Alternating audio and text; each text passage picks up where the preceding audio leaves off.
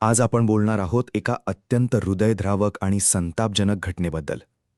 इसापूर धरण परिसरातील एक साधा, मेहनती माणूस कामावरून परत येऊन किराणा सामान आणायला रस्त्यावर पायी चालत होता आणि एका क्षणात त्याचा जीव गेला.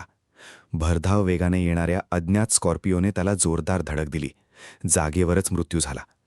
मृत व्यक्तीचे नाव विठ्ठल नामदेव थोरात, वय 45 वर्षे. ते इसापूर धरण, गुंज येथे राहत होते. काय घडलं नेमकं? दिनांक 7 एप्रिल 2026 रोजी संध्याकाळी 7 वाजण्याच्या सुमारास विठ्ठल थोरात हे टॉवर लाईनच्या कामासाठी गुंज येथे गेले होते.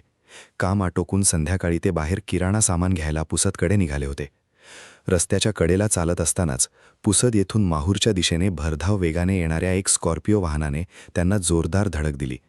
इतकी जबरदस्त धडक होती की विठ्ठल थोरात यांचा जागेवरच मृत्यू झाला. ही संपूर्ण घटना सीसीटीव्ही कॅमेऱ्यात कैद झाली आहे. फुटेज पाहिल्यावर कोणाच्याही डोळ्यात अश्रू यावेत.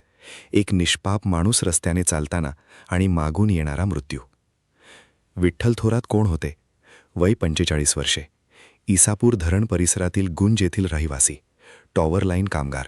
कुटुंबाचा आधार, मेहनती वडील. आता त्यांच्या मागे पत्नी, मुले आणि संपूर्ण कुटुंब शोकाकुल झाले आहे. ज्यांच्यासाठी ते रोज राबत होते त्यांना आता त्यांचा आधारच हरवला आहे. पोलीस काय करत आहेत? अज्ञात स्कॉर्पिओ वाहन चालकावर अद्याप कोणतीही कारवाई झालेली नाही. पोलिसांनी गुन्हा दाखल केला असला तरी आरोपी अद्याप फरारी आहे. सीसीटीव्ही फुटेज उपलब्ध असताना देखील आरोपीला पकडण्यात किती वेळ लागणार याकडे सर्वांचे लक्ष आहे.